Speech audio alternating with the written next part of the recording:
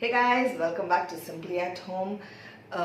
Today we're going to be talking about the most important word, if I have to call, under organizing category. So the moment we start getting into any form of an organizing project, whether it's clothes or your home or your work, there are a few methods that's been repeatedly spoken about, and one key thing when it comes to home, the topic is, or the word is minimalism.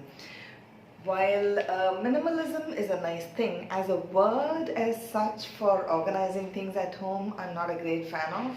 But if you are, then let me clarify one thing. This I would call one of the methods. If you're new to this channel, by now you have to look up in the description box below for the playlist of the 30-day challenge we took up on organizing clothes. And when I mean clothes, it's not just personal wear. We did an entire series on every day taking up a piece of cloth at home. It could be a rug, it could be a pillow cover, it could be a bed sheet, it could be cloth bags, cloth hats. So we did go through the entire series as a 30-day challenge. So what after doing something like that? What after touching every other item of cloth at home? And what is it that we are going to be doing after reviewing, revisiting and rethinking and recycling those materials? So most important thing after doing and giving this kind of time, the most important thing is to have a system in place. And so in my opinion, I would like to say there are so many systems available in the market today, predefined systems. There are a lot of people who consult and say, we'll come to your space and we will do it customized for you. So my point in take is, do you want to spend on so many things? So before that, let's get into this concept of minimalism and one another important system that I have been introduced to ever since my childhood. So I would like to call that the traditional method. And so I'm going to be seeing a difference or similarity between the word minimalism and a very traditional system of organizing things at home. In this case, clothes. So minimalism, as most of you would have heard and probably even read a lot about if you're really into it. I think this is the least thing that you're going to be looking at because you're already into it. So let's understand, for those of you who are new and trying to understand what minimalism is. Minimalism is something where they talk about having only that one pen or that one comb for yourself or that one piece of a cloth or a towel. So it can come down to probably one or two things at the max. So if there's anything else that you can borrow or rent out for that one occasion, then it makes more sense to keep the space less of stuff and more of energy and flow. That's the entire concept on minimalism. So why am I comparing minimalism to one of the most traditional of where I come from, India, and from where I come from, and when we are discussing about clothes per se, where today the biggest challenge most of us face is, particularly down south now, is the RD month, where we are expected to put ourselves into prayer this entire month traditionally, but today it's so much that we are more into stores and shops and buying stuff because there's a lot of sale this month. Well, for those of you who don't understand, RD is a Tamil month, and in this month it's completely dedicated to the goddess, so there are a lot of prayers, there are a lot of women gathering and stuff. Instead, today the market has dived in so much with their strategies that they want us, because that's a month that they'll never buy anything, they won't invest in anything. So coming back to what this traditional concept of clothing is concerned, let's do this Jan to December, for example. So I would call this the minimalism way or the traditional way from where I come from. So Shankranti or Pongal is where one piece of cloth is being, or clothes is being bought for everybody at home. Because that is post-harvest, and that's just that one day after the many different puja and all that's been done. For none of the events, the prayer time or whatever, none of those things, new clothes are being worn.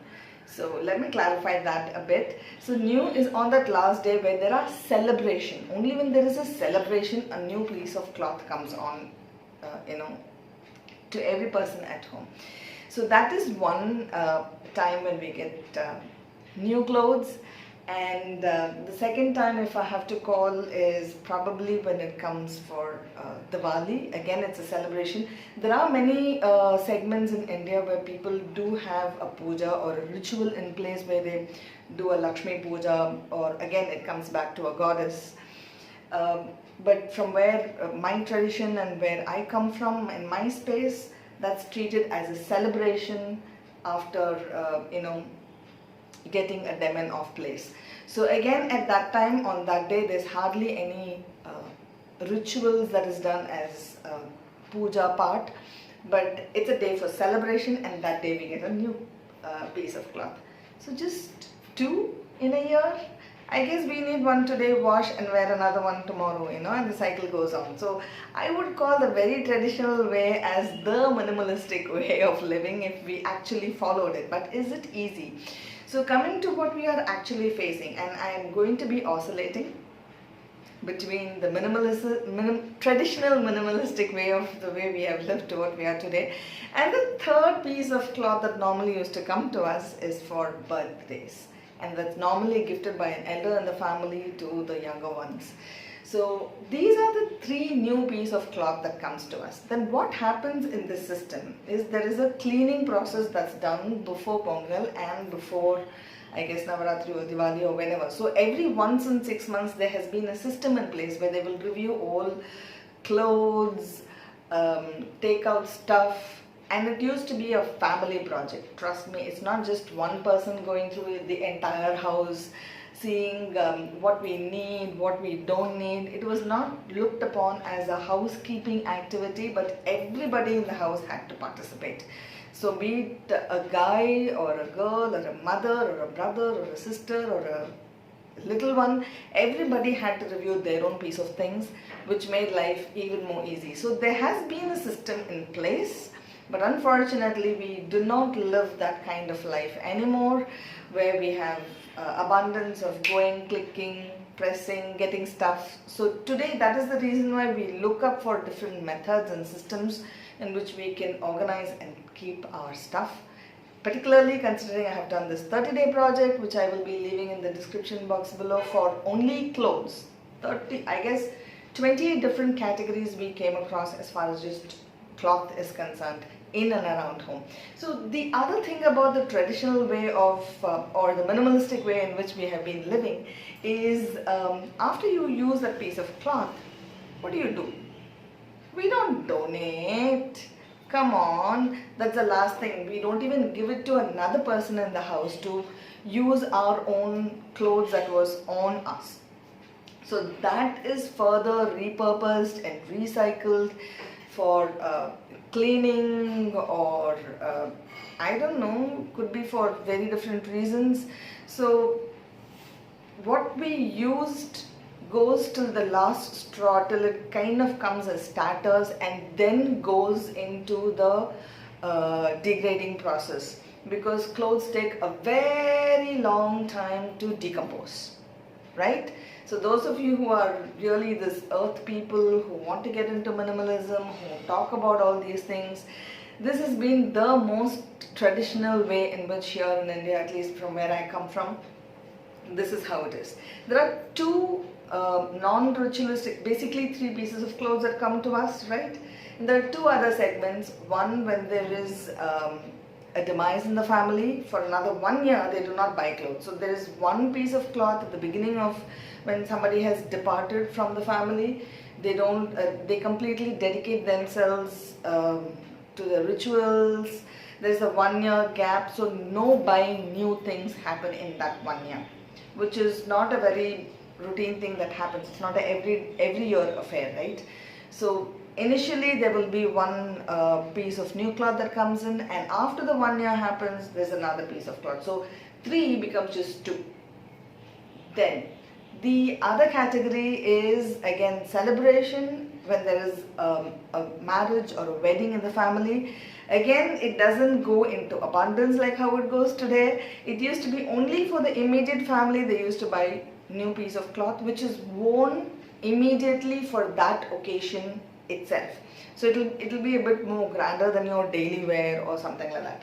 So what happens to the rest of the puja part days?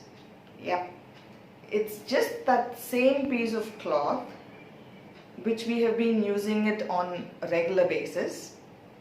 You wash them, dry them, keep them all tidy, and then use them up.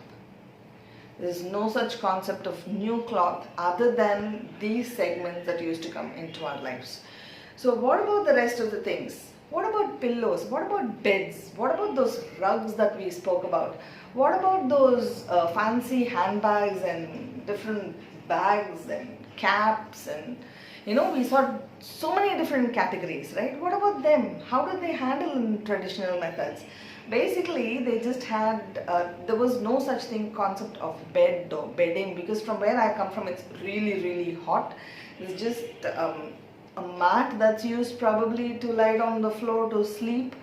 There's no clothing as such. The same sari that they would use, if it's just come off in the corners, cut them and probably repurpose them as your quilt or your... It's not very, very cold out from where I come from. It's at least easily 35 to 40 degrees at Celsius at any given point in time. So when we look up into our own traditional ways in which things were done, we didn't have washing machines, we had to hand wash, we had to fold them up, and so the moment you put it out there for it to sun dry, the next day it's ready. You don't even need to fold actually, you just need to wear it again. So traditionally, I would say this is one system you will want to adapt if you want to get into a very minimalistic way of living. So let's discuss, today we're discussing this traditional systems that has been in place. So there has been a system in place as to what comes into your life and how it also goes out of your life. So when there is a depart, they burn everything up and you use it to the last straw when you're there, and when the cloth is like, please leave me, I'm literally in tatters, that is when they put it again into a burning mode.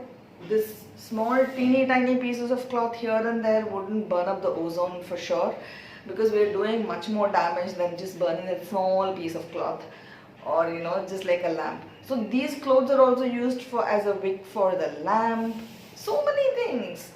So if you want really to have a minimalistic way, I think we should look up back to our ancestors as to how did they live in a smaller space and gave a larger space for other things in life rather than just sitting and organizing and reorganizing. That will help us better to have this concept of a minimalistic way of living, because it had a clear-cut structure as to what comes in, when it comes, and how it should go. So we don't need to break our head as to how I should do this and so on. So what are the other methods is definitely KonMari is something most of you would have been hearing here and there. So there are the next two categories that I'll be talking and posting the videos later. One definitely is KonMari method. Why it could help, why it cannot help the Indian way of clothing systems. We'll see that in the next video. Signing off till then, this is Ramya, simply at home. Stay safe and keep organizing and reorganizing till you get to your new structure. Bye-bye.